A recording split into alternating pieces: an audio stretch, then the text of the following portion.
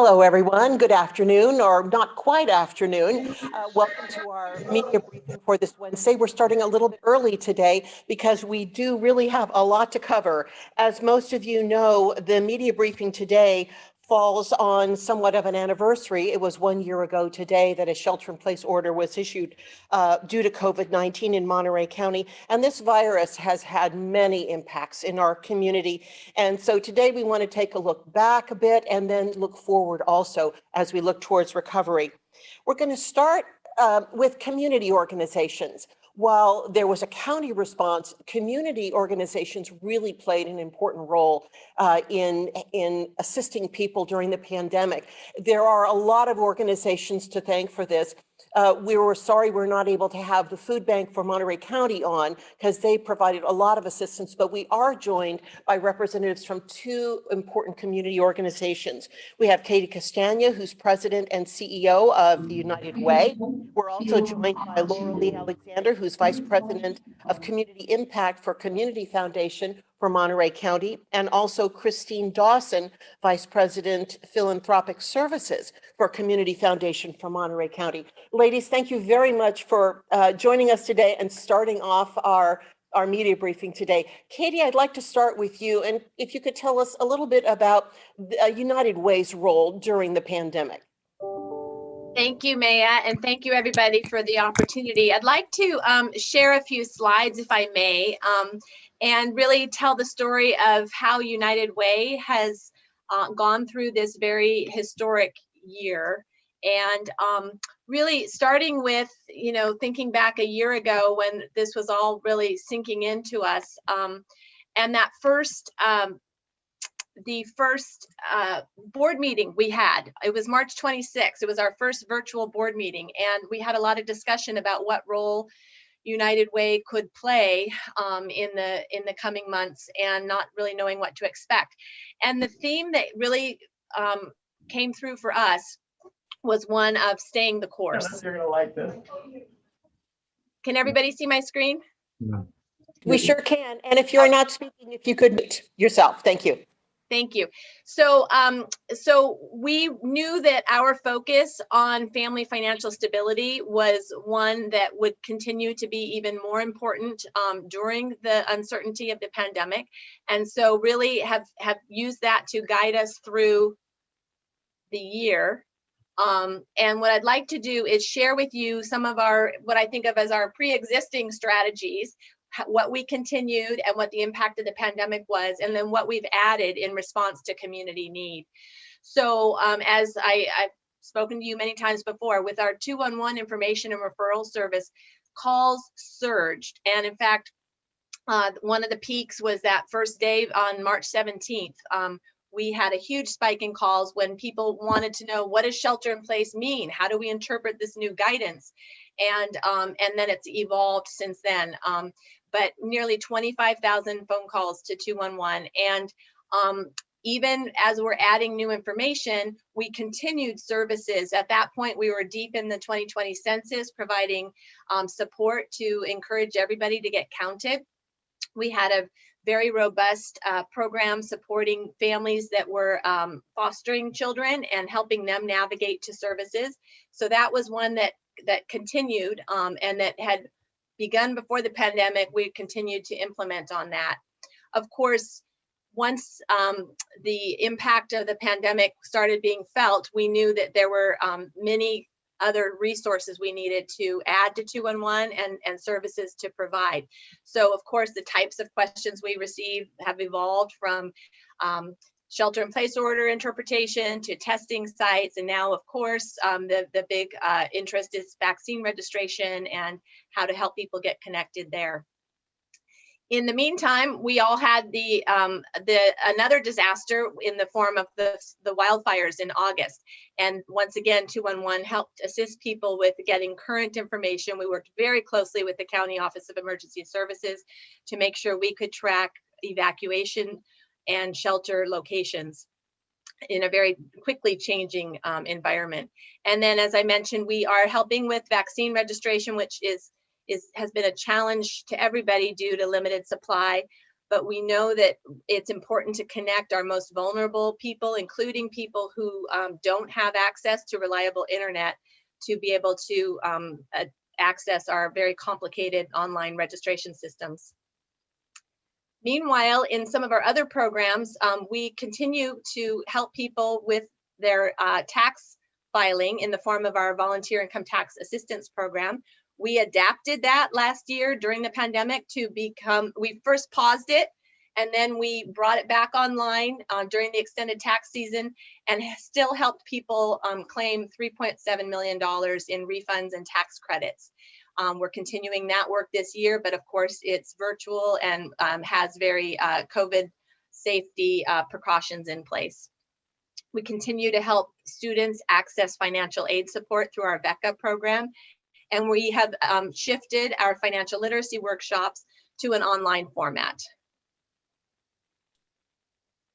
We've worked again closely with the county for supporting food security, and in the case of the Great Plates Delivered program, we were able to enroll people in that program through 211, and that was a way to help vulnerable older adults stay safely at home and provide meal support. More recently, we're unveiling a program in partnership with Meals on Wheels to help deliver meals to people that are isolating at home who have received the diagnosis of COVID-19 and are needing to safely isolate but need food assistance. So we've had collaborative funding for that. And we also, going back to the wildfires, we were able to make grants to support people who had been affected in the Big Sur and Kashawa areas in particular, with cash relief as they were affected by the summer wildfires. And then we're also working with the health department to provide income replacement in the form of stipends for individuals who don't have other sources of income and really need that encouragement to stay home and break the spread of COVID-19. In our work having to do with childcare and other areas, we, as far as a grant making role, United Way helps administer the Emergency Food and Shelter federal grant program. That was expanded this year. I think it was over $1 million in addition came to our county that we were able to help place in the areas of greatest need. We continued to provide backpacks and school supplies to children throughout the county. And we continued our work around accessory dwelling units in hopes of, in furtherance of expanding the housing supply. We, through our 211 network and collaborative grant partners, have built a very effective program to distribute rent and utility assistance. We had an initial phase in the fall serving 800 residents with $1.25 million that the county allocated. And then we just this week are standing up the emergency rent assistance program that will help people with up to 12 months of back rent and utilities. And this is a huge program designed to prevent homelessness and assist people beyond the eviction moratorium, which will at some point expire. And we want to make sure that people aren't crushed by the debt of unpaid rent due to their loss of income from COVID. Meanwhile, in our children's early care and education area, we launched a brand new program, our Monterey County Preschool Service Corps, providing literacy tutors in classrooms. And while this was a very difficult year because not all the classrooms were open and there were lots of safety concerns, we have forged through with 4 wonderful AmeriCorps members, and we're set up to bring on 25 for next year. And again, this is in support of our youngest learners and continuing to work toward kindergarten readiness. We've also supported informal caregivers in the form of family, friends, and neighbors. And those folks have been supported with financial cash relief to assist with unexpected expenses related to COVID, as well as technology, iPads helping them connect with schools and distance learning. And so that is really just a summary of the themes of this year for United Way in the spirit of keeping our focus and our mission, and then adapting where needed. And I just want to thank our collaborative partners, the county. I'm so thrilled to be sharing this section with the Community Foundation because they've been wonderful partners, both from a funding and programmatic standpoint. This year has truly represented collective impact for all of us, and I'm proud to be part of it. And I thank you for the opportunity to update you on United Way's role. Thank you very much, Katie. And now I'd like to turn to the Community Foundation. And Laurel, can we start with you and talk about what the Community Foundation has been working on during this pandemic? Thank you, Maya. Thank you, everybody. And actually, Christine Dawson, our Vice President of Philanthropic Services, is going to start us off. Oh, great. Wonderful. Thank you. Thank you so much. It's an honor to be here today. I'm really going to focus right now on the tremendous philanthropic response that we have facilitated with the individuals, businesses, and families in our county. This just has been overwhelmingly positive. And it is really a reflection on the generosity of our community and those who live in our county. Since the shelter-in-place orders happened a year ago, we immediately started a COVID-19 emergency relief fund. We have raised over $4 million in that fund from individuals, companies, and families. The Monterey Peninsula Foundation helped us launch that fund right from the beginning. And several individuals set up challenge grants, including the Posey Foundation Fund, to encourage additional giving. I want to say the very next day we were able to make our very first grant to the food bank. So we were just quickly, as we were raising money into the fund, grants were immediately going out to help those in need. Several employers throughout our county also started emergency assistance funds to support their employees who were not able to work, and also to help supplement those who could not get additional funding. Tim Allen Properties started Carmel Gives to help support local businesses and individuals who have lost their jobs and needing assistance. The Monterey Peninsula Chamber of Commerce also started a small business assistance fund that we helped facilitate, along with Love Our Central Coast, set up a fund to help feed the homeless throughout our county. This was really a grassroots effort that we saw with individuals giving to the fund and also distributing food to the different homeless encampments throughout our county. As well as individuals really stepped up to help provide students. We awarded a record of $1.8 million to students attending 2- and 4-year universities and scholarships. Next slide, please. And again, we were able to leverage our funding by investing $1 million for small business loans, particularly those that did not qualify for PPP funding.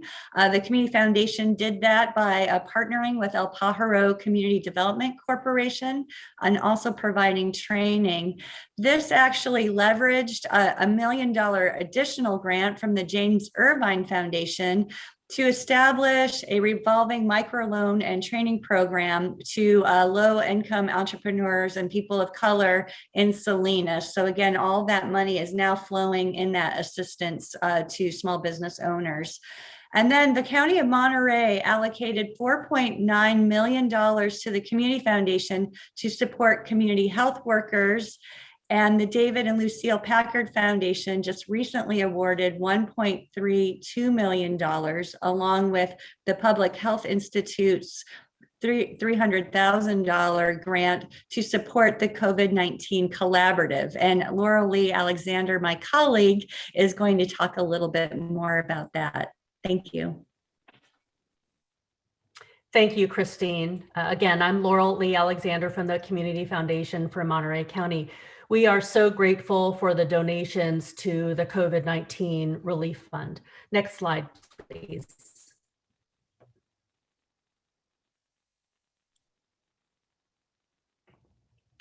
So as you can see, the breakdown of our relief fund grants to date, we've allocated grants for food and shelter, supplies, direct financial assistance, and programming.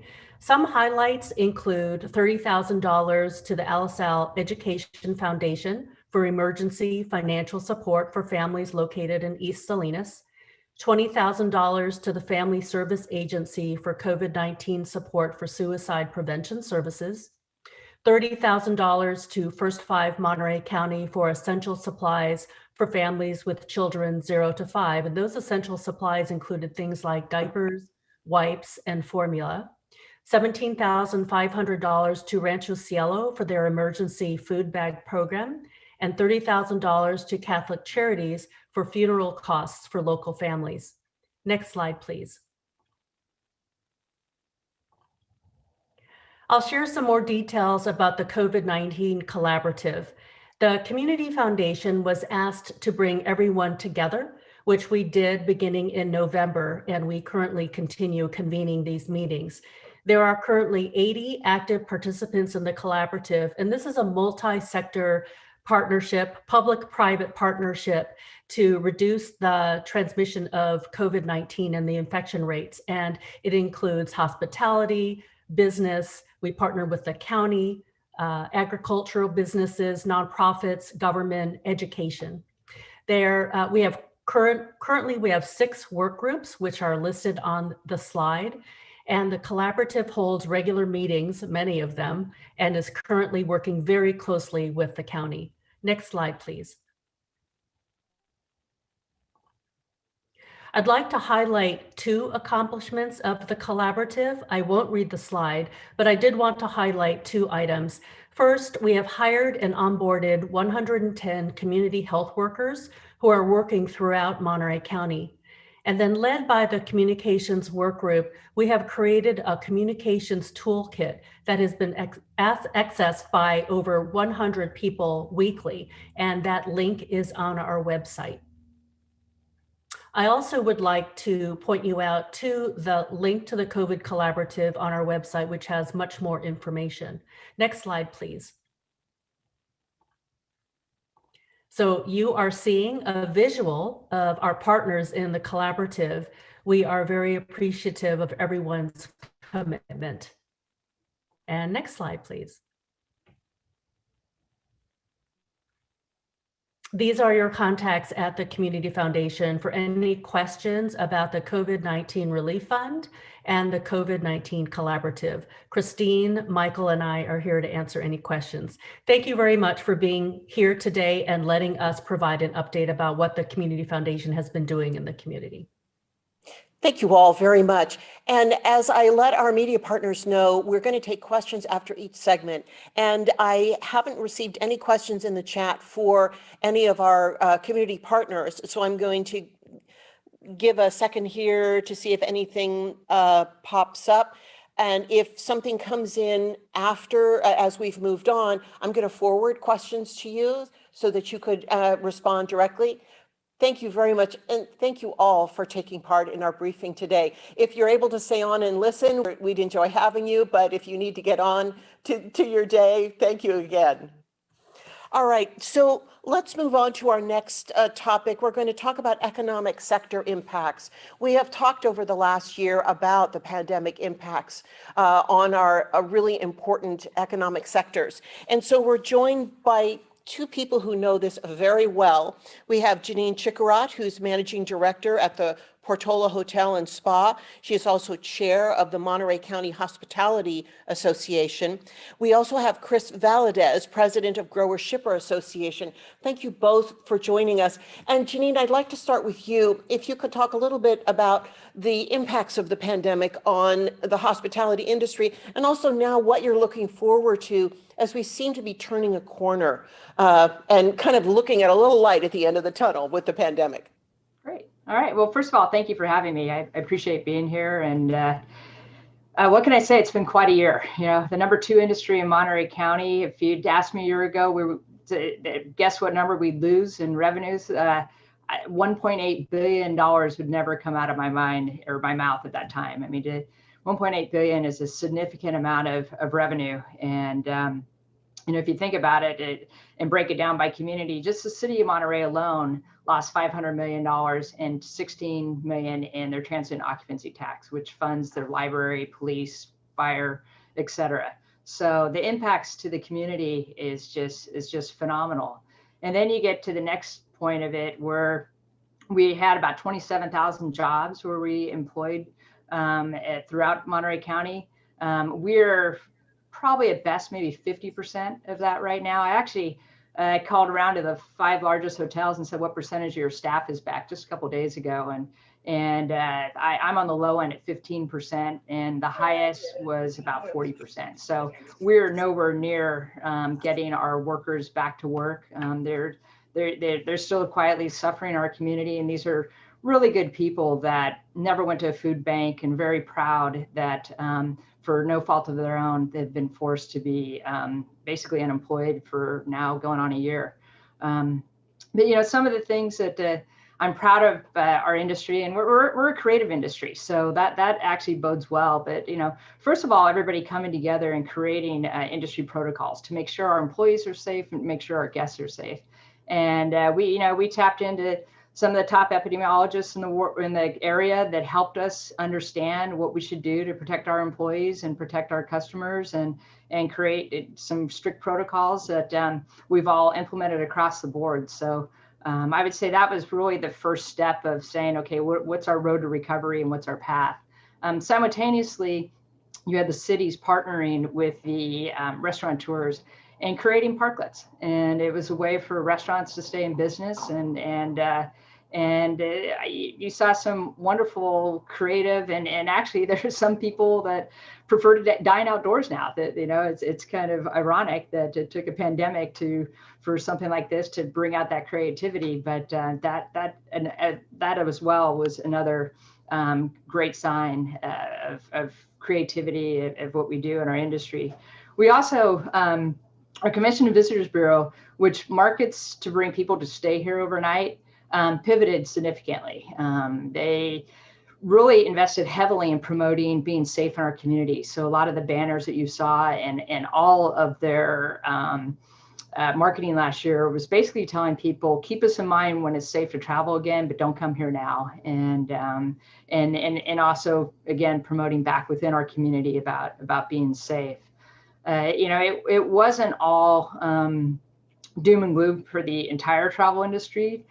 We saw some of the smaller hotels, or like a Bernardus Lodge, that were able to, people still felt safe to travel there. So they ended up, doing okay through the pandemic. But again, when you look at that $1.8 billion, it really drives home that it's the whole community that really was impacted. People were excited, I think, to be moving into the red tier, but it's still highly restrictive. It means we can't do groups in our hotels, we can't do weddings. If you really put it in perspective, you have a restaurant that has 50 seats, you open up 25%, that's 12.5 people. So I guess you get a pregnant woman that makes that 0.5, but it's not anywhere near where we need to be in terms of recovery, in terms of hospitality. So until the restrictions start to be loosened up, and we're able to have groups, and we're able to have some of that business travel come back, it's going to be a while. So we're going to rely on leisure customers. We're already feeling a little bit of it, and it actually, from the community's perspective, if you look at a Fisherman's Wharf, if you look at Cannery Row, or even Carmel by the Sea, you're thinking, hey, there's lots of people here. The tourists are back. We're recovering. Well, the reality is those are day trippers. So none of the large hotels in Monterey have 100% of their rooms open. And it's going to take a lot for us to recover. It's going to take an investment by the county and by the cities into the funding and continuing to fund the Convention and Visitors Bureau. What will drive our rate of recovery is the funding that we have to be able to go out and market and bring people back into our destination.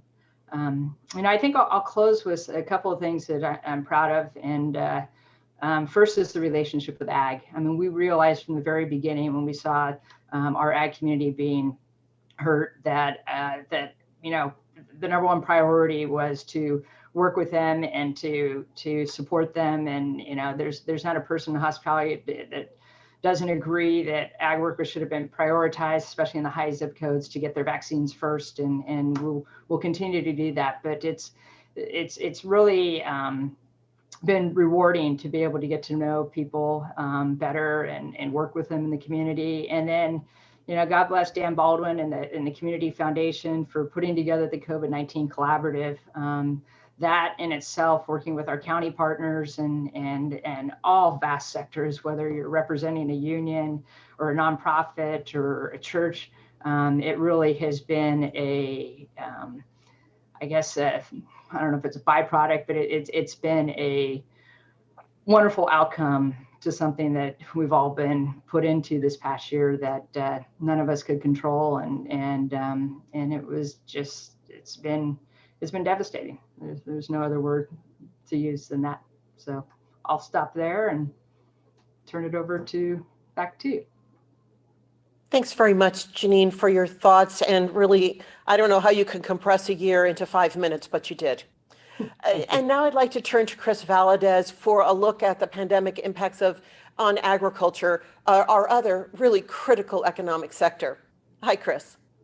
Hi, I thank you, and thank you for the opportunity to address the group. I think in some ways there are some similarities to what Ms. Chikarak identified with respect to impacts, but also a lot of differences. I mean, in this case, when you look at the onset of whether it was the county's order or the state's order with respect to shelter in place, you really found yourself in an industry of having to operate. There was no choice but to remain operational. So it wasn't necessarily, I think, a story of impacts based on, how do you deal with having been sidelined, but it's more of an impact of how do you really take the blows, and how do you continue to get up and continue to walk through it, and continue to take on costs, continue to, deal with shifting markets, continue to deal with new patterns, new normals, at least as it relates to the pandemic. And what are you able to do to prioritize as an industry your workforce and keeping them as healthy as you can with respect to what you can control as it relates to your work site and the conditions that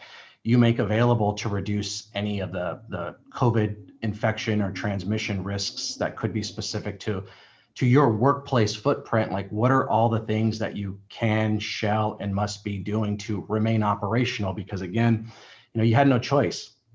You were a critical infrastructure sector. There's no such thing as going on non-op status. You have to continue. And oh, by the way, I don't no denigration to people who make lollipops or other food items. This is fresh produce by and large that's being produced, a majority of which comes from this region in certain parts of the year into the spring and summer months. And so how do you continue to do that with all of the challenges that you're dealing with in a crisis that is consuming not only you to a high degree, but everybody in your community throughout your region, your county, or nation? And so I'll cover, the county asked me to reflect on some of the action points. And so I'll reflect based on, things that I think stood out, starting with the coming together, quite frankly, of the ag industry and other actors within the county and other sectors throughout the community in producing a guidance document. And quite frankly, it was intended to be just that. It was a guidance document because here we were in the midst of a crisis. There was yet to be any such guidance that spoke somewhat specifically to sector-related interest, challenge, environment. It just didn't exist. It wasn't available from the state of California through OSHA or any other outlet. And so quite frankly, the industry was in a position to work with hospitals. You have SVMH, Natividad, and other hospital leaders, and really getting some guidance, getting some best practices, kind of really culling what was available that could have been parked to speak to the industry, whether it was through CDC, CDPH, to put together a guidance document that I believe was first released on or around March 19th that tried to address, okay, these are really the best practices, and this was prior to requirements that industry needs to really strongly consider in order to present the safeguards that are most appropriate to your operation to keep your workplace as healthy as possible. And I know if this is a story about how did the community come together, that would not have been possible without input not only from industry, so to speak, but from county public health, the Ag Commissioner's office, and the hospital leaders who came together to really give some input at a moment in time where it was really baptism by fire. April, I want to identify as a very significant time for us in the industry here in Monterey County. It was also, where I coincide events around the face masks requirement, which was new, which wasn't it wasn't a state requirement. It was a requirement that Monterey County led on, but it also put the industry into, I think, a severe point of pressure and concern because the supplies weren't available. On or around April 28th, as I recall, which was the effective date of the county's face coverings order, whether it was the local farm supply store, Home Depot, Amazon.com, face masks, and not respirators, but just general bandanas, face coverings, neck gaiters, cloth masks, non-surgical style masks, just weren't easily available because prior to that, in the months of latter March and early April, there was such a run on those supplies that once it became an absolute requirement here in our county, it was very hard to comply, quite frankly, on day one. So what we had done in preparation is we'd worked with the SVMH to basically identify, okay, what are we going to be able to do to basically make our need, which is attaining as many masks as is possible to help protect the workforce in response to a requirement. What are we going to do to try to identify available supply chains to obtain a large amount of masks? And so in April, we actually partnered to place an order of well over 1 million masks at a very large expense, if you can imagine, at that time where these prices were extremely high for those masks, which got us actually into a position of getting masks prioritized, air freighted, shipped to LAX, transported up to Salinas, warehoused, and within about a week, we were able to get these masks out to tens of thousands of agricultural workers relatively quickly because we needed to be creative. We needed to figure out, okay, California's Office of Emergency Services didn't have the masks available to come to the county, through the Ag Commission, to the industry at that point in time. So what was it that we were going to be able to do using available partnerships and or supply chain channels to go out there and actually use economic power, quite frankly, economic purchasing power to make us a priority, given the fact that we needed to prioritize protection for ag workers. That was soon thereafter followed by kind of a movement of supplies from the state of California to the counties, including Monterey County, which led to about another 750,000 or so masks coming into the county, of which we were able to obtain about 300,000+ of those to get out to the farm workers.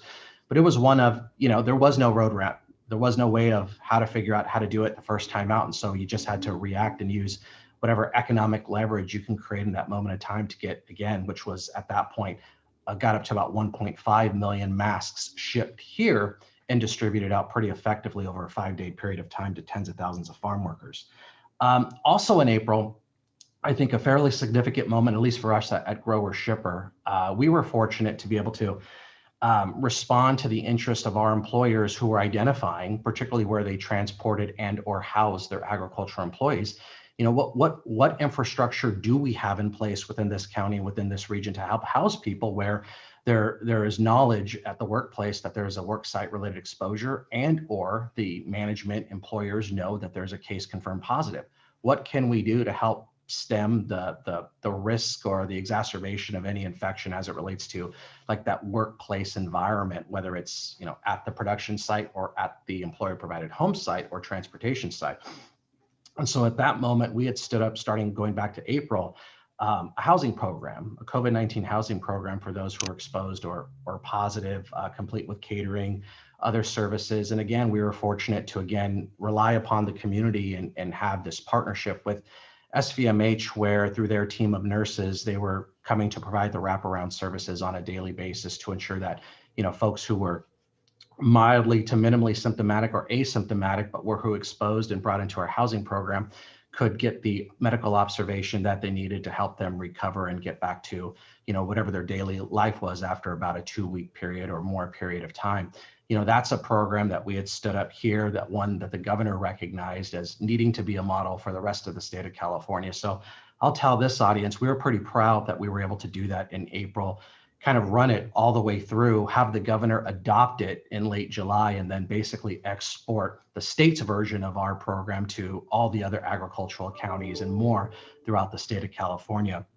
I'll tell you, our program, good and bad. I think it's a great thing that we were able to do it. It's also, unfortunate that you have to be able to do it to provide options for folks, just because of the rampant nature of the virus. But because we had this program, because it was being utilized by the ag employer who was helping their affected ag employees take access to this housing, we had exported it based on demand to Imperial County and Yuma County as well. So while our housing was most in use in the Salinas Valley from about April through the fall, I'd say through October and into the beginning of November, just tracking the season, so to speak.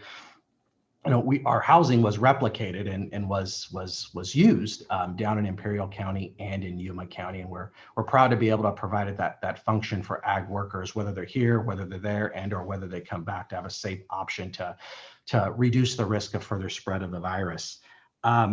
Also rather significant, and I think a pretty big story around partnerships, was the fact that the 4 hospitals, so Natividad, SVMH, me, and CHOMP, came together, and we were fortunate to be in a position to work with them to help them schedule in-field or at-work site medical education events. And so they would send, whether it's their residents, nurses, and other qualified medical professionals, out to the work site. Whether it's out in the field, in a processing facility, or another setting, to really provide education on what is the coronavirus, what should we be doing, what should be happening at the workplace, what should be happening at home, from hygiene to any other questions. I think I saw that as very valuable, and continue to see that type of hands-on education valuable, because it provides another outlet for the community residents, for ag employees to in addition to seeking and obtaining information from an employer, they have a medical professional there where they can have their own conversation, whether it's in a group or off to the side, to talk about any concerns, issues, ideas, or thoughts that they may have. And I don't know if that outlet would have been there, and that, at least through that level of effectiveness, if there wasn't that outreach model that was led by our 4 hospitals in this region. And to me, that was a very significant program that went throughout almost the entirety of the pandemic for 2020. And I know efforts are underway right now to do something similar with respect to education relating to vaccines. Into June, June was also a challenging month, I think, for all of us, particularly around COVID-19 testing. Particularly in late June, we were getting so many concerns from ag employers on behalf of their employees who were attempting to go take access to available COVID-19 testing, some of the Optum sites as examples, and they couldn't get a result back, right? Challenges getting an appointment, language barriers, electronic barriers, and then when you got a test, hey, you don't get a result back until 9-14 days later. Well, I think the result is in some cases relatively useless for not only that person, but also their employer, who's trying to figure out, okay, what are my management actions that I need to take based upon whether they're exposed, why they're getting a test, or whether there is a case confirmed positive. And so another story of partnerships that we're proud to present is we were able to, at that moment in time, connect and create one with Clínica de Salud, the FQHC, throughout our communities here in the Salinas Valley, to really create a priority lane and a fast pass for farm workers. So while they may have had an option going through certain sites and their results may not have been returned for 9 to 12, 14 days later, the option that we were able to create for them was consistently returning results in about 24 to 30 hours back to that ag employee, which was really helpful for not only that employee for the obvious reasons, but for the ag employer, and helping them really understanding, okay, with speed, how quickly can I really take advantage of what I'm supposed to be doing to kind of manage to limit the spread and protect the people that are at the workplace, which was really transactional for us because we had a housing program. It led to, in many cases, a lot of employers reacting by putting additional people into our housing because they were able to get this information turned around to them a lot faster. And so we're happy that we had that infrastructure. Again, it was significantly challenging, but we're glad that the infrastructure was in place to help those that wanted to use it to help protect their workforce and stem further spread of the virus. Lots of things have been happening since then. I think, if I reflect to where we've been and where we're going, I think what I see are some positive signs. I can't speak from a public health perspective, but at least from a activity perspective, we're now in the position, just like our hospitals and pharmacies and clinics and many others that are doing amazing vaccination work right now, and we're so thankful that they are. We again, through our partnership with SVMH, in some ways are helping them as they're doing ag work. Partnerships with Clínica de Salud, we're doing mass vax clinics. I think they're really operating on a scale for a sector specific purpose that's really not being replicated elsewhere in the state, where we're doing 3,000 or so folks at each setting, just to try to capture as many people from as many companies, using a model that we think we've really refined from all the other programs that I just identified, which is this through employer model, to use that to really gain some efficiencies around how to effectively embrace the AGA population, as many as you can, as quickly as you can, to get them access to services, whether it was testing, whether it is testing, whether it's housing or will be housing, and right now, whether it is vaccination. And we are making progress through that, have been for the past few weekends, and will continue to do so for as long as we need to do so. So I think everybody that's an audience member here, namely hospital partners, they've been fantastic from the beginning, but also the county for their work in being a collaborative partner with the Grower Shipper Association. Thank you very much, Chris, for that really thorough look. And unfortunately, we've run a little bit long, and we had left time for some questions, but I don't have any questions in the chat. If you have questions for our economic sector participants, if you could either put them in chat or email them to me, I can share them and send them along and get a response for you. Because I'd like to move on to some of our other our presenters who were going to take a further look at economic impacts.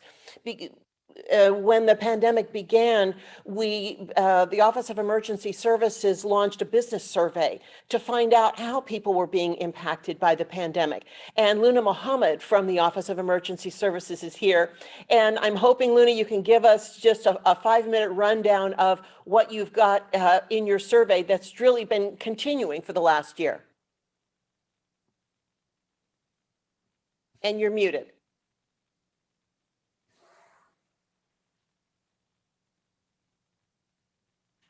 Yeah, You got it. You got it? it doesn't show she's muted, but the sound isn't coming.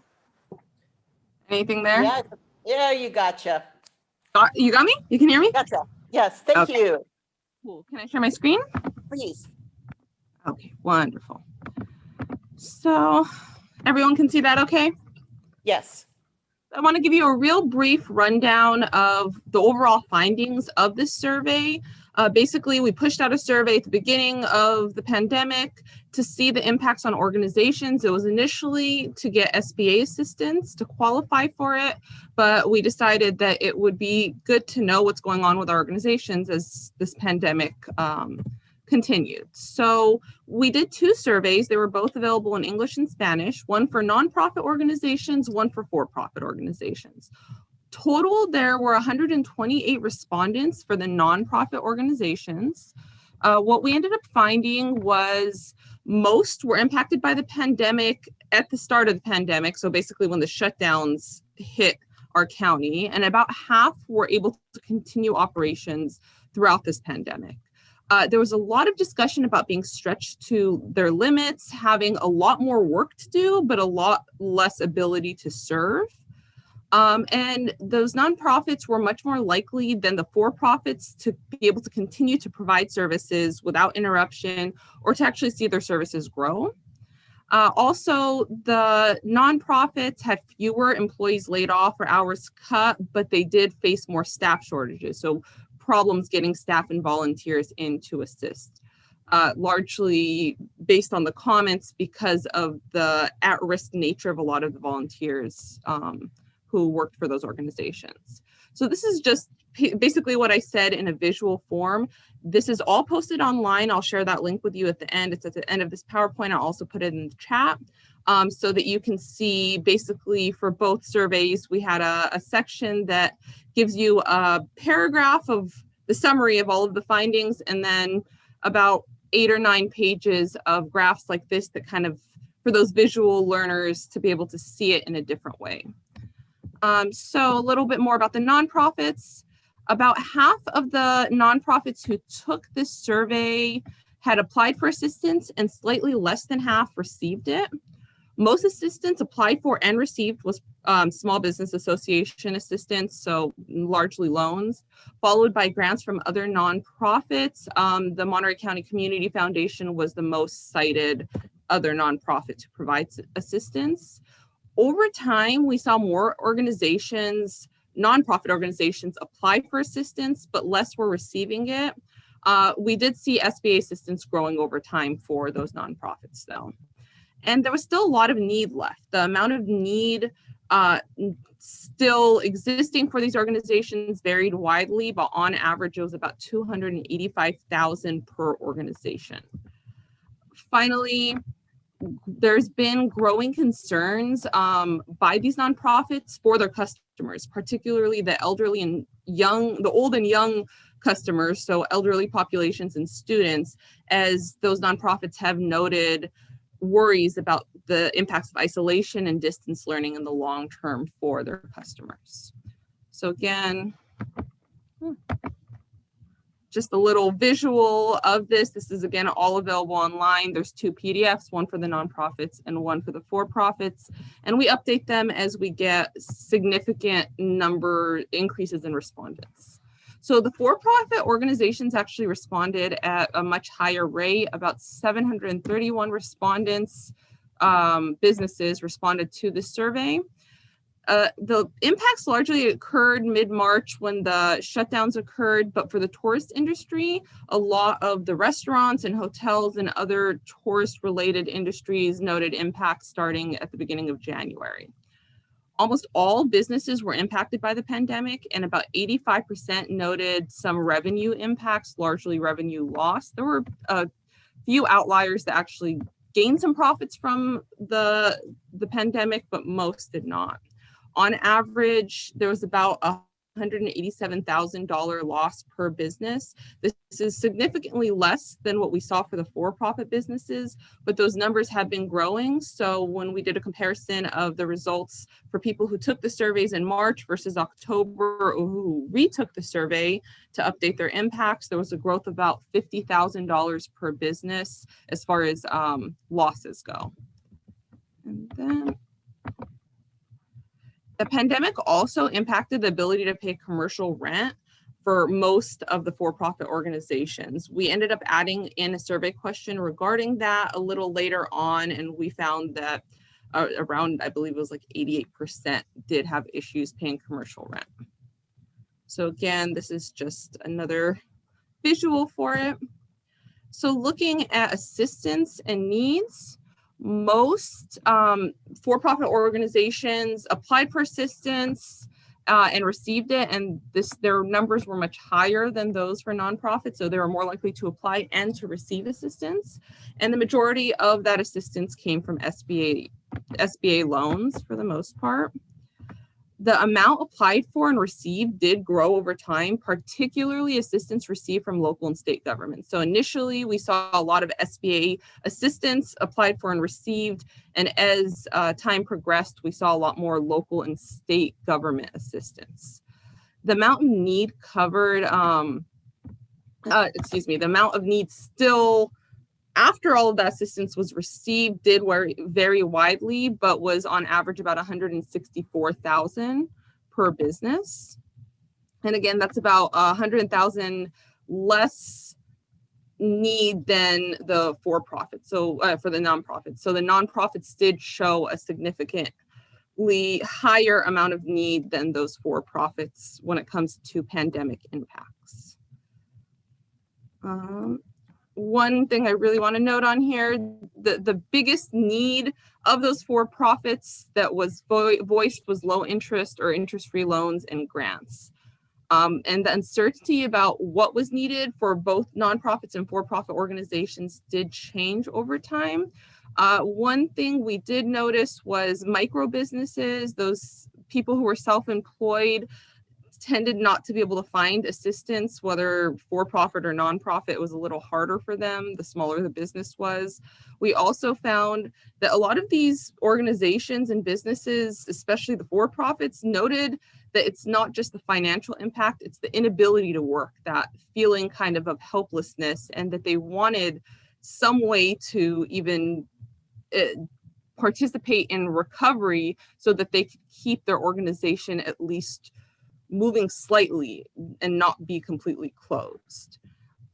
So these surveys are continuing. We don't have any plans of shutting them off anytime soon. We know that the impacts of the pandemic are not yet over, and we're going to continue to see impacts. We haven't received a lot of new responses for this survey, and the best way to see the long-term impacts of the pandemic is for organizations who have already taken it and those who haven't to take the survey and retake it every time they see new updates so that we can continue to track these impacts. So as I said, this is the link for the surveys. You can both go to both surveys from this link, and you can also see all of those results.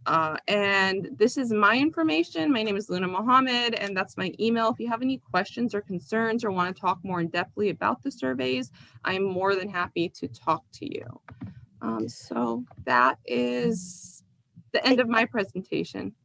Thank you so much, Luna. And I know that we had planned to have Charles McKee right after Luna, but I see Chair of the Board and Supervisor Wendy Root Askew is on, and I had invited her on to make some comments from the board perspective, and I want to go to her because I know that her time is limited. And so, Supervisor Askew, I'm glad. Thank you for joining us. Hi, Maya. Thank you so much. And I want to start off by thanking the media. I think the media has been a phenomenal just asset for our community to get information out during this past year dealing with this crisis. I just want to say thank you to start off.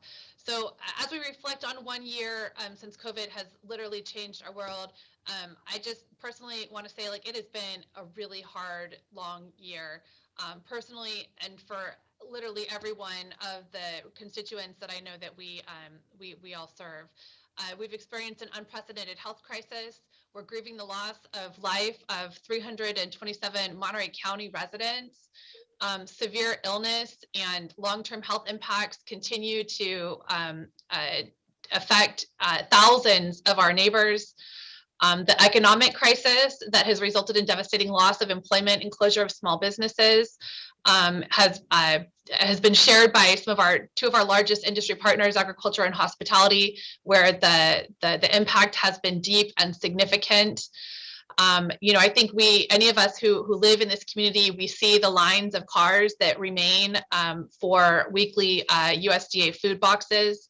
It's staggering the need that for basic supports that exist for members of our community. We have data about the increasing rates of student homelessness coming out of MPUSD, where now 18% of Monterey Peninsula Unified School District students are counted in the McKinney-Vento homelessness data, which I think is a telling of the story about the growing housing crisis that is a direct result of the loss of employment that we've seen in our community. I have to recognize the caregivers who have had to step up in just massive and significant ways to care for children and for elders this past year. As we've had schools closed and childcare, the impacts to our childcare providers who've had to close their doors as well. We know that for women specifically who leave employment to care for children, that they tend to experience a loss of lifetime earnings. So in many cases, we're looking at generational loss of wealth as a result of this, what has transpired this past year. I also just recognizing that the continued impact of this health and economic crisis as it plays out on the mental health and wellness of our community. We all have a responsibility collectively as we emerge from this past year to support to support the regrowth of our community in ways that are equitable and recognize the impact, the disparate impact that this past year has had on so many of our community members. And I think that the county's investments in COVID response have been heroic and tremendous. The county has dipped into our strategic reserves in order to provide critical health and social safety net services to residents. The response of our county health department has been just 24/7.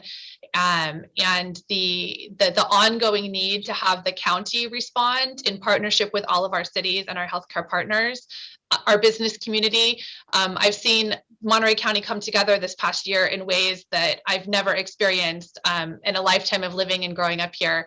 And I know that we have a lot of work ahead of us, but the resiliency that I've seen this year of our residents and all of our elected partners and business community, I'm hopeful that we can navigate through this next year of recovery. We've got a long path ahead of us. But again, just wanted to thank our media partners. We couldn't have communicated with our public without your partnership this past year. You've been absolutely critical public health partners, getting information out about how people can stay safe and how they can contribute in meaningful ways to our community. So thank you. Thank you, Supervisor, for being able to join us today and give us your perspective. And very personal, because we all have a personal effect from the pandemic. And so for people who may not know, there was a COVID response within the county itself, because while everybody else was affected by the pandemic, the county had to consider both its employees and how to keep services running.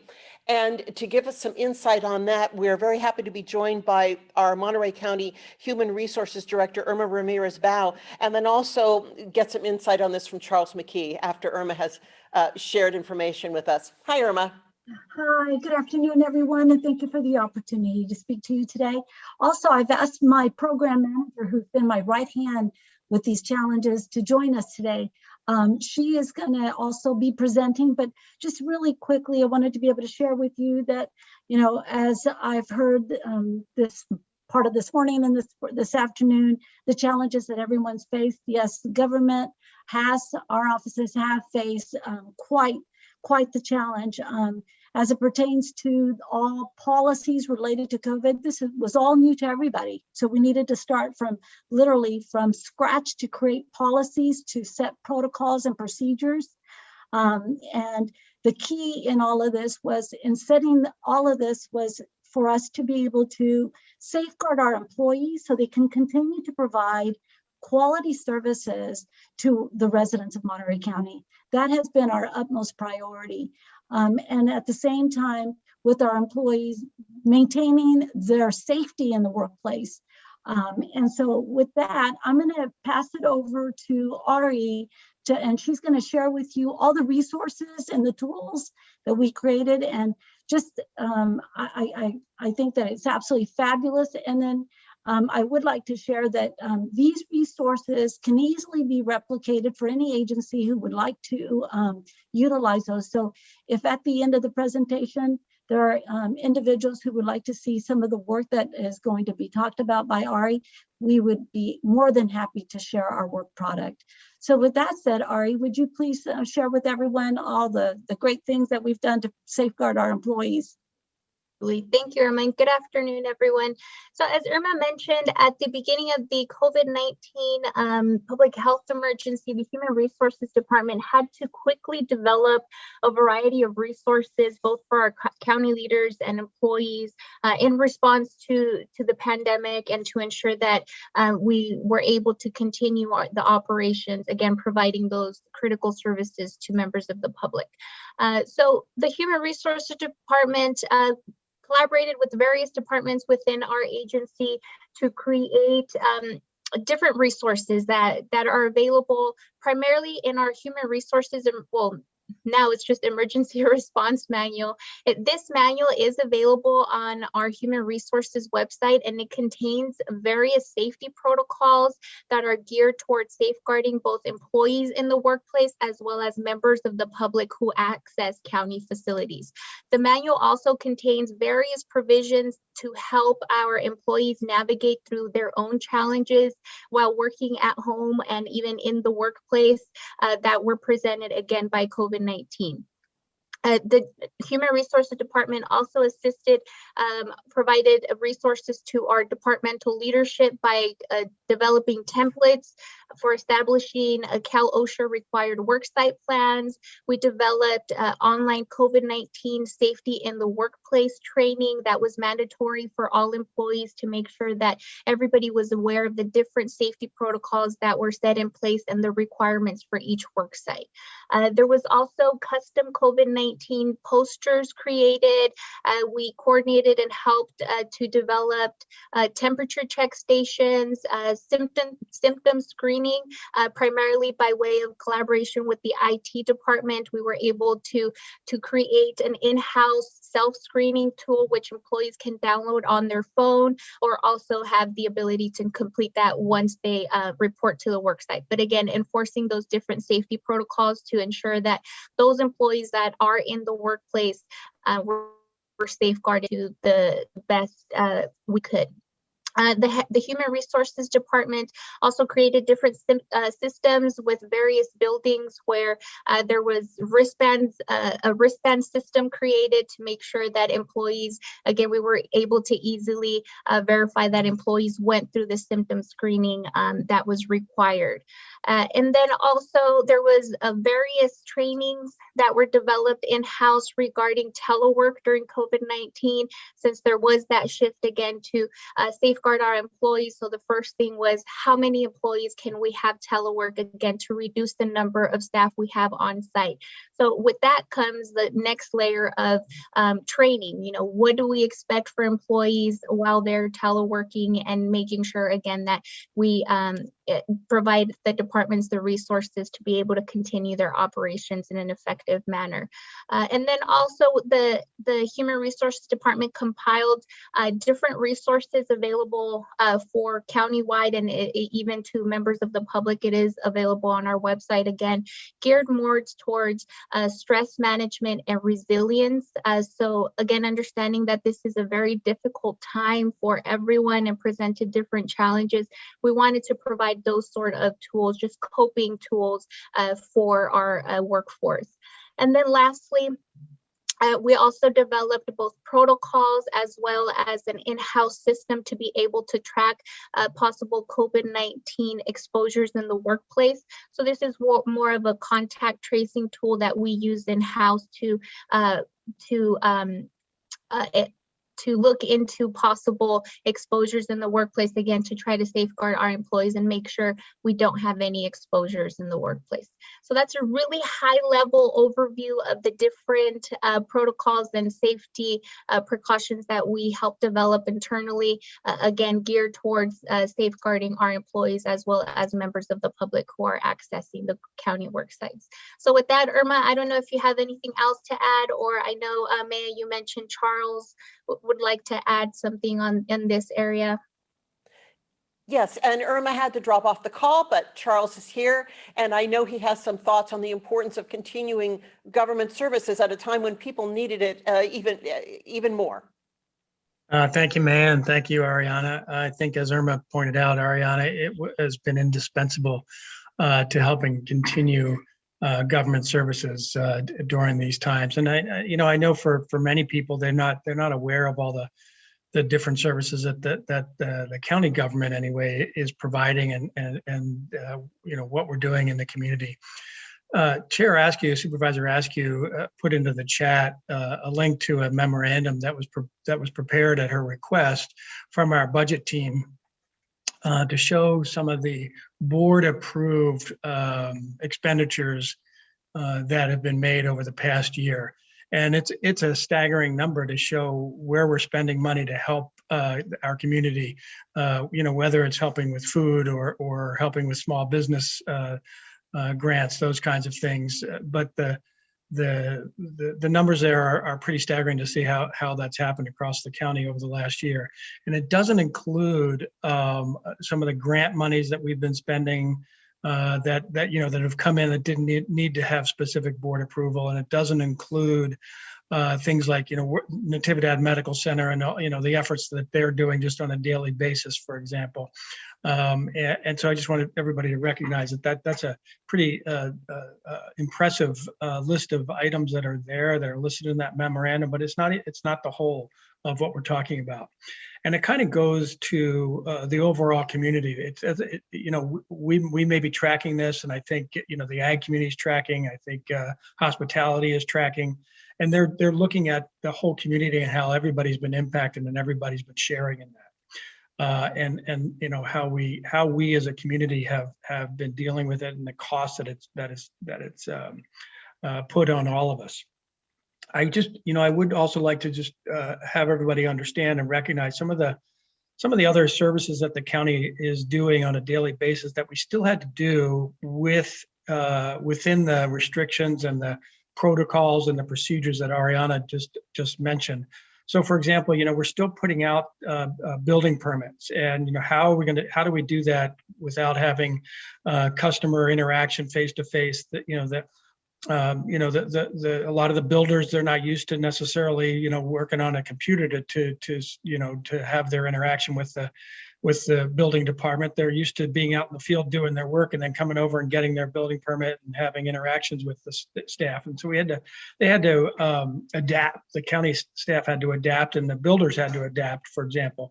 Or we have the road crew, and they're out there every day trying to work on things. And when the storm, the atmospheric storms happened recently, and some of the devastating impacts to our community, those road workers had to go out there in the middle of the night and interact with people on the ground to help them in an emergency services situation. And they did that, and they needed to continue doing that.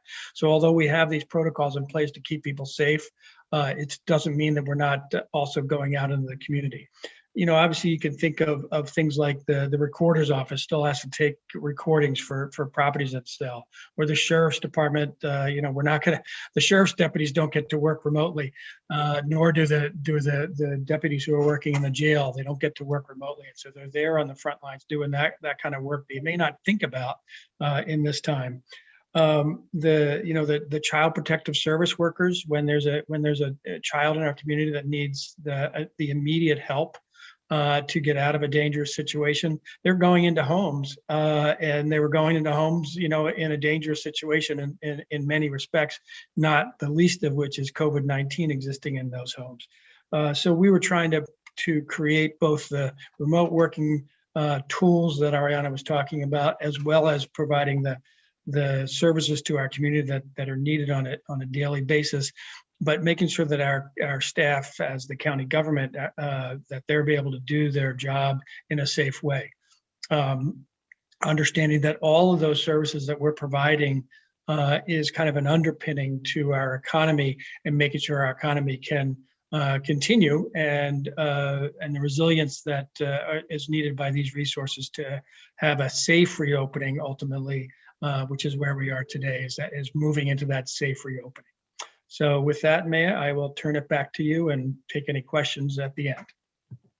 Thank you so much. And just in the interest of time, I have one question that is for you, Charles, and for Dr. Moreno, but I'm going to bring in Dr. Moreno now, because maybe we can take these questions after Dr. Moreno speaks, and then after we've got our doctors from our 4 hospitals in the queue, and we'd like to hear from them as well. So Dr. Moreno, if you're still on the line, I was hoping to hear from you today.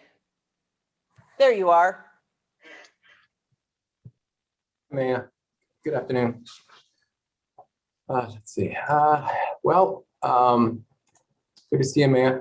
So I do appreciate all the information that's been shared by everyone here this afternoon. As far as the past year, it's been very challenging for Monterey County residents, and it's been the last 12 months have been very challenging for our public health staff as well. So I just want to say that many of our employees had trained to respond to pandemics, and they stepped up immediately to respond. And some of our other employees working in other programs were aware that they could be called upon to respond to disasters like pandemics, and they also stepped up to respond. So I just want to say I'm very proud of our public health team and would like to thank them all for their ongoing dedication. I think this is the time where I just give a quick update on what's going on in Monterey County, if that'd be regarding COVID. Is that all right, ma'am? Sure. Thank you. Right. Okay, sure. So our positivity rates are decreasing, and this represents a decrease in the amount of COVID-19 in the community. So, and also our case rate's been decreasing. So because of that, we're now in the red tier, and there's fewer restrictions for restaurants with indoor dining, retail stores, shopping centers, gym and fitness, decreased restrictions for movie theaters, zoos, museums, and aquariums, higher education, and schools. So I think people may be wondering, even though we just moved into red tier, maybe wondering how and when we might move to the orange tier. And I'll start with the how. The how we move into the orange tier is the same way we moved into the red tier, which is people will need to continue to do things to prevent the spread of COVID-19. So keep wearing face coverings, avoid gatherings, washing our hands frequently, keeping our distance from people who aren't from our household. Very important to stay home if you're sick and get tested if you've got symptoms of COVID or you've been exposed to COVID, someone with COVID, and above all, get vaccinated when you're eligible. So the when we would need to be in the red tier at least 3 weeks before moving to the orange tier. Quickly about testing, it's still important for people to get tested for COVID. These include people who have symptoms of COVID, even if they've been vaccinated or had COVID in the past, so that people can isolate and not spread the disease further. Also, people who've had close contact with someone with COVID-19 because they're put in quarantine, but there are ways to, people should get tested to see if they've contracted COVID. But also there are some people who are in quarantine who, if they get a negative test on day 5, 6, or 7, they can leave their quarantine after 7 days. So another good reason to get tested. And people who can't work from home and are in constant contact with people in the workplace or the public during their work shifts can get tested periodically because if they test positive, even without symptoms, they can stay home instead of going to work, and that would decrease the spread of COVID in the workplace. And anyone whose doctors advise them to get tested. And just a reminder, who's eligible now to get vaccinated? It's everyone over 65 years of age, people at risk of exposure while working in the sectors that are currently eligible, and people 16 to 64 with certain medical conditions and disabilities that put them at risk for severe illness. And then finally, the good news is that we've at least 100,000 doses have been administered in Monterey County, and doses of COVID vaccine, and that's according to the state's immunization registry. And also 23% of Monterey County residents have been vaccinated according to California immunization registry. So with that, I'll just say I'll stop there. Thanks. Thank you. And as I mentioned earlier, I'm going to take questions for Dr. Moreno and the hospital representatives after the folks from the hospital have been able to speak. They've been waiting a long time, and I want to get them in on our kind of anniversary briefing edition. So I'd like to start with Dr. Craig Walls. He's Chief Medical Officer from Natividad. And Dr. Walls, I'm hoping you can start off a segment on the pandemic experience within the hospitals and how it's been for you this last year. You bet, and thanks for the opportunity to be with you guys today. So I was thinking about this, and I thought I'd make 4 brief points.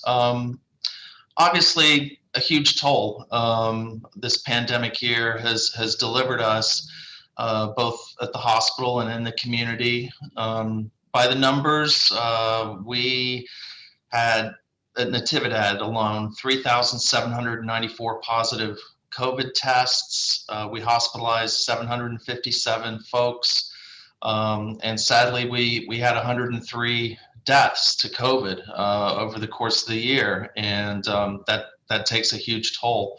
Sure, there's a financial toll to the hospital, and that's not my area of expertise, but we had to spend a lot of money. We had decreased revenues. we're resilient, and I think we're ultimately in good shape. But the emotional toll is gonna be with us for a while, no doubt about it.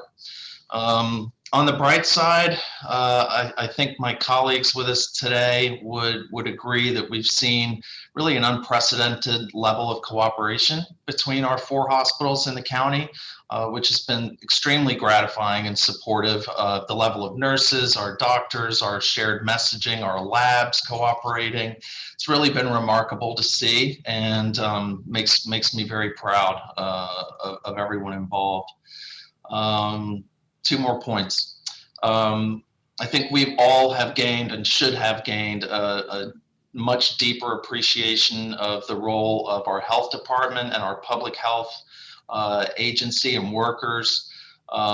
Really put the spotlight on them this year. A near insurmountable job, a ridiculously difficult job.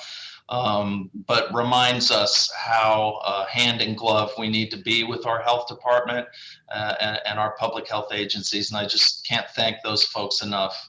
You know who you are. And my last point's related to what I just said. This pandemic should have taught us about the fragility of our fragmented healthcare system, especially around public health. And I fervently hope that we will take lessons from this year and build systems and reinforce systems that are in place for when the next emergency comes, and it will, whether it's an infectious disease or a natural disaster. We should always hope for the best and prepare for the worst. So it's been a wild ride. Thanks for the opportunity to talk about it. Thank you very much, Dr. Walls. And then I'd like to turn to Dr. Martha Blum from Community Hospital of the Monterey Peninsula. Hi, Dr. Blum. We've had you on our media briefing before, and we're really happy to have you again today. Great. Thanks for inviting me to talk a bit about what it's been like here at Montage Health for the last year. Undoubtedly, like everyone, it's been a difficult year. It was a very dark winter, I think darker than any of us had anticipated. And there's just been so many losses over the last year. And unfortunately, many people suffered physically from the pandemic, getting ill, and many loved ones dying from COVID-19. But in addition to the physical suffering from the pandemic, we've seen how everyone has also suffered socially, emotionally, and financially. I mean, we just heard so many details. At Community Hospital, we've had over 1,600 cases.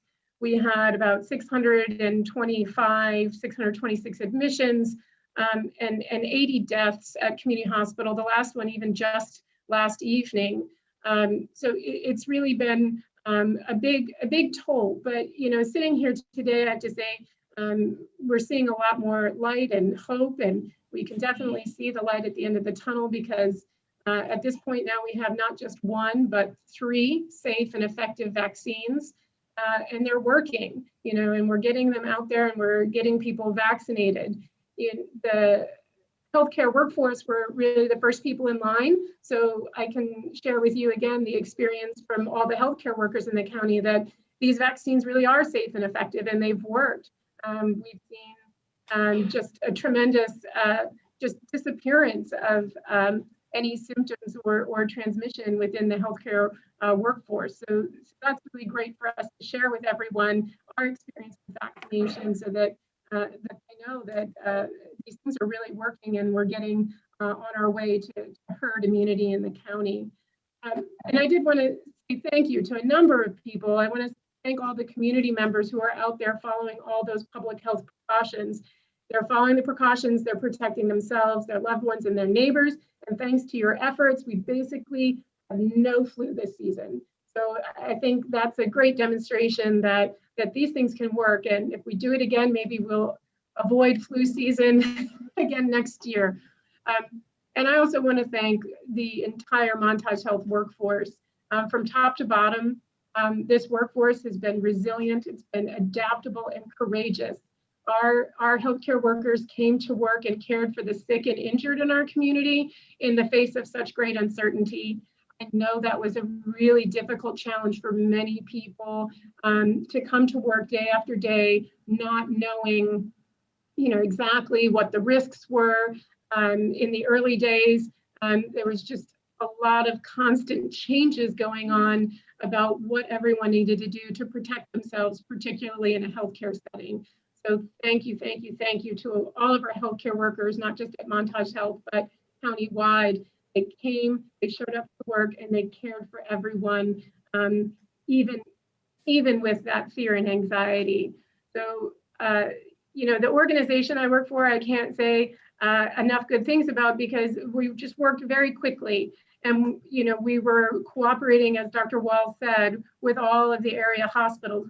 Everyone moved quickly to change to a rapidly evolving situation.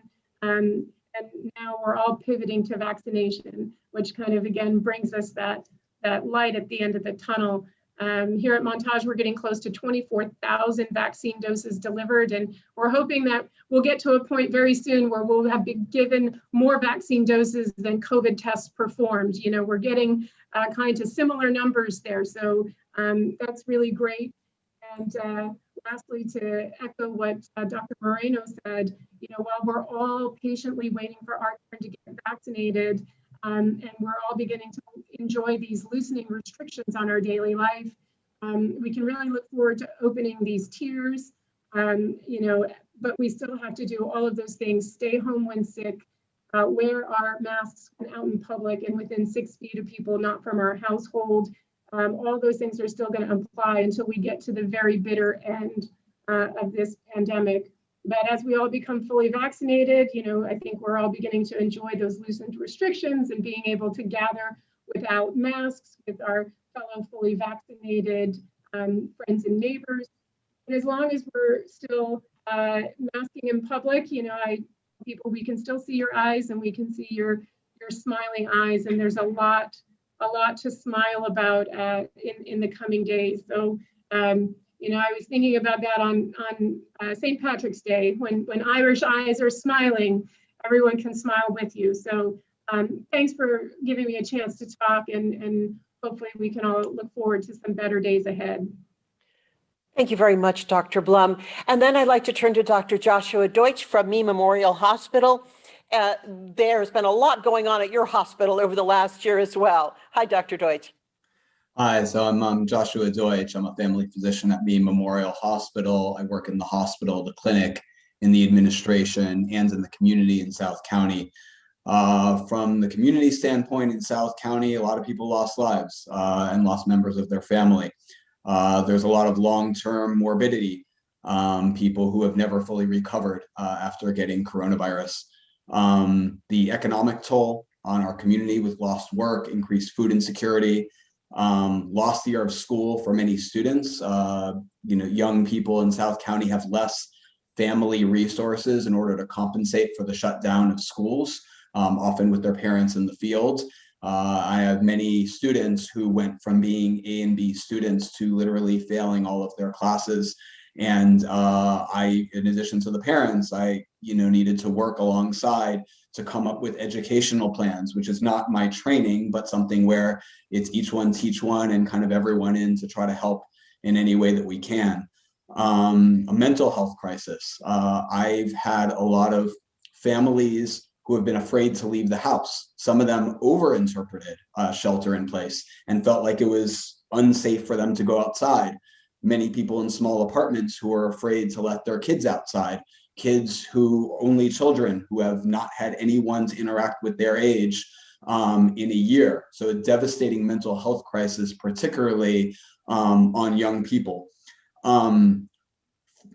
As a representative of Me Memorial Hospital and a healthcare worker serving this community, I think that Me did an excellent job in the context of what I would call a failed national response to this crisis. We didn't run out of PPE. When vaccinations came, we dedicated a ton of our administrative resources to having a robust vaccination program for South County.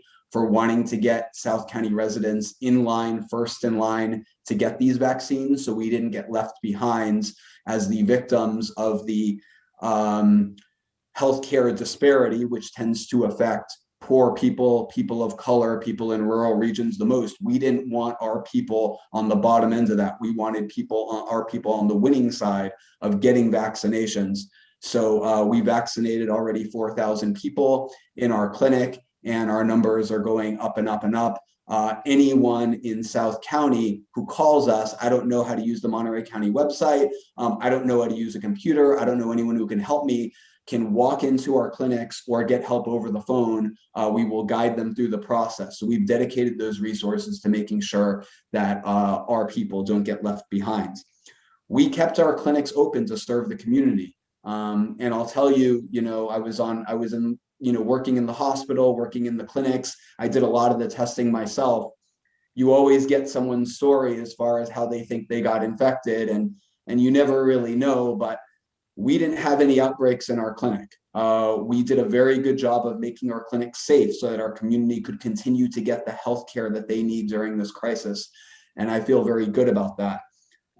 We survived economically, not completely. We had to close down obstetrics. We had to close down our ICU in the middle of a healthcare crisis, but we survived. And survival for small community hospitals is always something that is a struggle in the current healthcare industry. So our ability to stay open and help serve our community, even with the challenges, I think was a major accomplishment for us.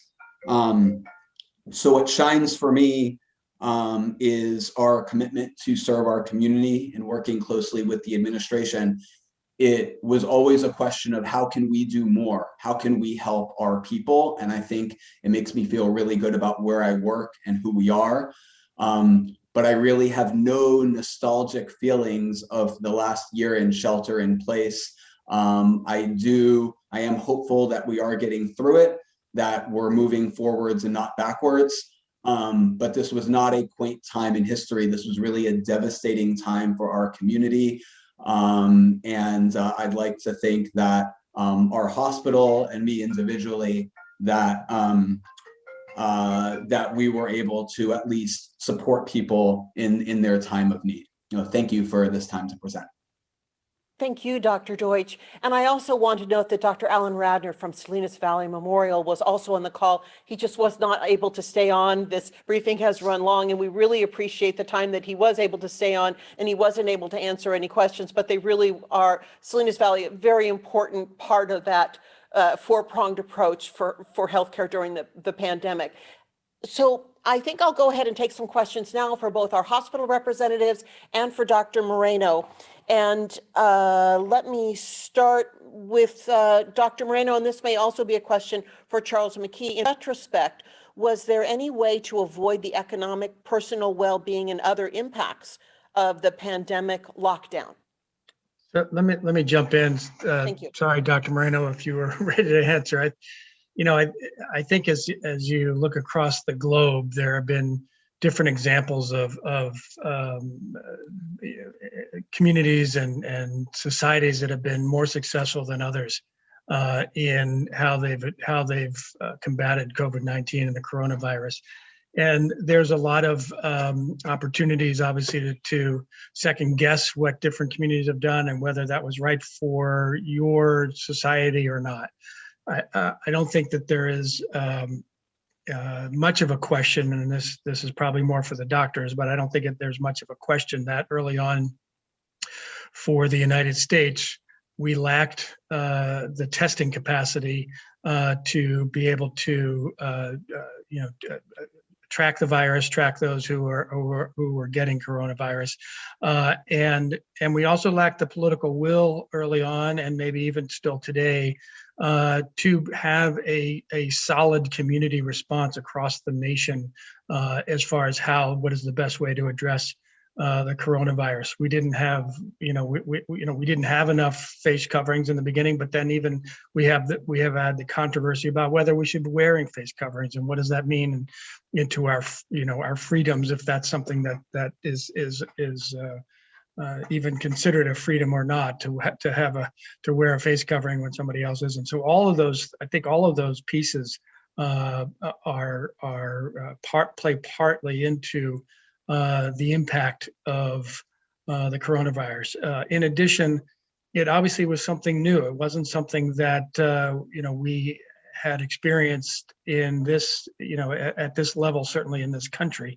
We know that there have been other countries that have dealt with pandemics and dealt with epidemics in their countries. Everybody has heard about Ebola, but has it happened in this country or a lot of the industrialized world? Probably not to this level. So there was a lot of things to learn. The medical community learned a lot over the year. Things that they thought about at the beginning, because of their experience, didn't necessarily pan out exactly as they thought, but they learned and they adapted. And I think that the adaptation is what is helped us now move forward and will help us to be more resilient coming out of this. But that said, I think there were early shortages of things. I think there were challenges in relation to the political will and the community will that will have long-term and long-lasting effects on our community, both the economic impacts of it, having to shut down longer than maybe we would have had to if we had taken different measures, as well as the personal toll that it's had on people's families and individuals. Any other thoughts from, I know Dr. Deutsch, you mentioned the toll that it had on in your family practice where you saw families that were struggling. Yeah, I think there were a number of situations where I had a severely depressed teenager in the middle of the tightest restrictions of shelter in place. And I had to think about, this was a kid who is literally failing. I was concerned about suicide. And I felt that the most effective thing that would help them is to be able to engage with a friend. And I had to make a medical decision on whether it was advisable for me to break, arguably, the state recommendations and encourage this patient to reach out and make contact with a friend, or whether I wanted to try to find some other solution, antidepressants, which likely would not have worked. On a number of situations, I made the decision that this was a health emergency and this was an essential activity for this patient to avoid further health harm. And those are difficult decisions to make. Balancing, I'm a public health professional as well, balancing public health and medical reasons, and the public health objectives with the medical objectives on a case-by-case basis. And I think that that's just one story, one example of countless examples of where we as healthcare providers have been forced into situations where we had to make very fast decisions, often moral judgments, without clear guidance, whether it's rationing healthcare, whether it's having one BiPAP machine left in the hospital and 2 patients that should probably be on it.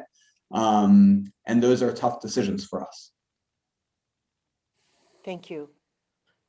So I'll go on to the next question. And Dr. Moreno, I see you're still on the line, and this one is for you. Is there any word from state officials as to the next level of eligibility for vaccines, when the next level of eligibility for a vaccine will open?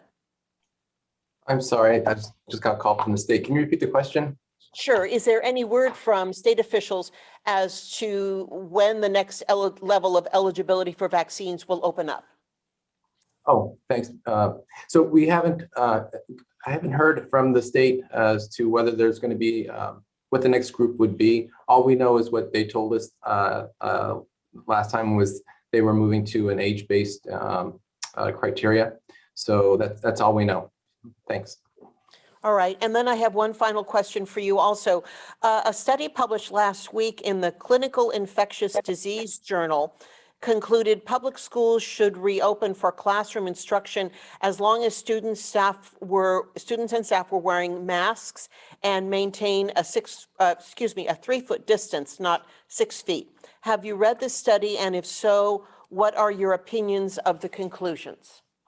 I haven't read the study, so I can't come to any conclusions, but I can just remind everyone that we're still aligned with the state and stay-at-home orders and the guidance documents on the state website. So schools are still following the state guidance for reopening schools and also for youth sports. So until the state makes any changes, those are the guidelines that the local schools will be following. Thank you. And then are there any additional questions for any of our medical presenters before I let them go and go to our last participant? I'm seeing none. So thank you all. If you all need to drop off because you've got to get back to work, thank you so much for taking part today. And finally, but last but not least, we are joined by our friend Dana Edgell from the Monterey County Behavioral Health Bureau. We've had Dana on throughout the pandemic. She's meditated with us. And now we're hoping you can talk a little bit about some of the mental health impacts of the pandemic and some of those impacts Dr. Deutsch so heartfeltly, if that's a word, described. I almost feel like we need to meditate again. So I just would encourage everyone, as you're still with us, to maybe take a few deep breaths. It's a lot of information to absorb, a lot of things to reflect on and think about. And as I've been listening to the prior presenters speak, almost everyone has talked about the impacts on the mental health and the well-being of individuals in our lives and in our practices. And you know, we have some data right now in regards to how this is impacting our county residents. I think a lot of it, though, right now is anecdotal. And the full story is really going to play out as we move into these months ahead of us. I think with all of the stressors that people have been experiencing, frankly, it's been difficult for people to take on additional things, even if it is mental health services. So my prediction is that as life returns a little bit more to normal, we're going to see increased demand for services. I know you all have been together for a while this morning. I'm not sure if a PowerPoint would be helpful right now or not. I think probably talking points will be more helpful because you all have absorbed so much information. But I wanted to share just a little bit about how Monterey County Behavioral Health is organized so that will help to lay a platform for some of the data that I will share. So please do. Okay, thank you, Mike. We are the primary safety net for Monterey County Behavioral Health, and we provide services in regards to mental health and substance use disorder services for Monterey County residents, primarily focusing on those that have moderate to severe mental health conditions. And we work in partnership with Beacon Health Options. They provide services for individuals with Medi-Cal who have mild to moderate mental health conditions. So there is really a full continuum for individuals. And one of the things I like to stress is that if you are working with Medi-Cal beneficiaries, they have a right to mental health services. And I'm happy to help you access those services. We have seen an increase overall in requests for mental health services. However, most of that increase has gone to the Beacon level services, folks that have mild to moderate mental health conditions. And so what that's telling me is we had a lot of folks that were functioning okay, that then with the impacts of the pandemic, they began to experience new mental health conditions that rose kind of between the mild and the moderate level in terms of the people that have come forward so far. That doesn't mean that we don't expect to also see an increase in demand for services for individuals where that is more intense or more acute. However, the folks that have come forward thus far have been connected more to the mild to moderate level of care, if that makes sense. We also work very closely with suicide prevention services. And some data that I've received from suicide prevention is that they have seen an increase in calls to the Lifeline of up about 30% over from January 2020 to January 21. So overall, that's a good thing, right? Because more people that are in need of help are reaching out for care. So an increase of 30% in call volume. Some of you may know that federal legislation has passed to move towards a 3-digit number. I believe it is 988. I will get that accurately out to folks. It's not live yet, but they anticipate that they will see upwards of almost 300% increase when we make that number more accessible for people. So we're actually excited about that. However, in regards to what they're seeing more youth and young people. So They've had an increase in calls from individuals ages 15 years and younger. They've had more high-risk calls where the callers meet criteria for imminent risk, and they've had to engage in additional safety planning with those individuals. They do report that over 96% of all callers are able to establish a safety plan. And so that is really positive and speaks to the skill set and compassion of their volunteers that staff those lines. They also are finding that more people are reporting experiencing child abuse or domestic abuse or intimate partner abuse. And so I think that that's reflective of all the stress that we're seeing on our family systems and for individuals. So some data that's coming forward that is concerning, frankly, and as Supervisor Askew said, I think we all need to be ready to help one another, to know how to ask questions about thoughts of suicide, to be in tune with one another and find out about how we're doing. On a positive note, this pandemic has brought forward the fact that our mental health is intertwined with our physical health, and that interacts with all of the foundations that have been touched upon today: our housing, our finances, food security or insecurity, school and school-related supports. Our children's system of care saw an increase in 2020 in the months of June and July. So we do know that students were already experiencing, they had less access to supports in the school system. However, between June and July, when there were no connections with online learning, or probably very little connections with online learning, we also saw that more youth, children and youth and young adults were being referred and met criteria to be served in our children's system of care. We also saw an increase in the emergency room. So we have mental health therapists and staff that work in partnership in Natividad Medical Center. And in the months of June and July, there was also an increase in the number of individuals that were seen in our emergency room.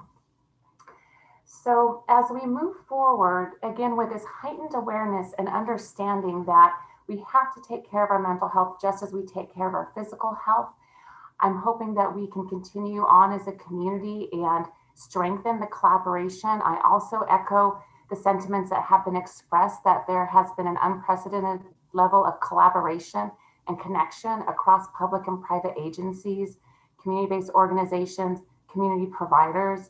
We're seeing also renewed efforts with our community health workers. For example, behavioral health recently provided a training to over 50 bilingual community health workers that are going out into the community, spreading information on COVID safety practices, but these folks are also encountering individuals and families that are suffering from mental health conditions and increased substance use. So we're partnering to make sure that they have the information that they need, and that our families and our youth and our children have the information that they need to access the resources that are available to them. And in Monterey County Behavioral Health, we had to develop a new game plan. As Charles McKee discussed, many businesses in the county were used to being face-to-face in person, especially when you're providing therapeutic services. So we had to learn how to operate telehealth. Our clients had to learn how to navigate that. And we did see some positive benefits.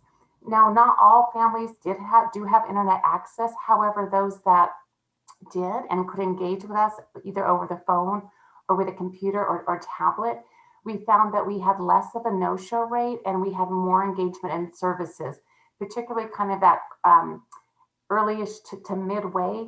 We are starting to see a little bit of the Zoom fatigue and telehealth fatigue as we move forward. So we're hopeful that we can return as soon as it is safe to be in person again with folks. And we also have provided now more services and supports online. So we've offered quarterly online psychoeducational supports in English and Spanish.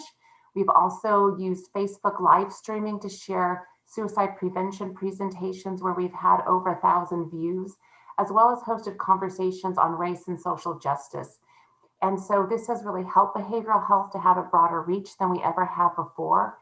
And we're looking forward again to continued partnerships. We have broadened our partnership with clinic services, for example, and we're really excited to continue to work with them. They've received a grant from the Central California Alliance for Health to focus on maternal mental health. And there's a lot of great positive efforts and work that has been done in that area that I'd be happy to share more about. So I will pause and take a breath myself and just be open for any questions. Thank you. And if anyone has questions for Dana, now is the time. I don't have any questions for you in chat. So if you were pausing to take a breath, do you have any other information you're wanting to share? I think, Maya, I'll share in the chat our access to treatment services, access to treatment number. This number is available 24 hours a day, 7 days a week. During the hours of business hours, folks can speak with a bilingual social worker, and they can help link people to care. After hours, it is answered by another county's crisis program, but our number is, somebody does respond 24 hours a day. I will also share in the chat the suicide prevention number, because a lot of folks just need some extra support right now and somebody to talk to sometime in the wee hours of the morning. And so those folks are there again, 24 hours, 7 days a week. And it's just another great resource to know about. And probably just lastly, just to plant a seed for partnership. Again, I also really want to thank the media for the publicity that we've been able to benefit from and with the community to share information on mental health. May is coming up, it's Mental Health Awareness Month, and we're looking forward to having a robust community outreach program to share information on mental health and well-being with our community. Thank you, Dana. Always a pleasure to have you. And yes, we'll have to plan to have you back for a meditation sometime soon. Okay, thank you. And so that wraps up our media briefing for today. Thanks very much for joining us on this extended version. We'll be back to our regular time next week. We'll see you then.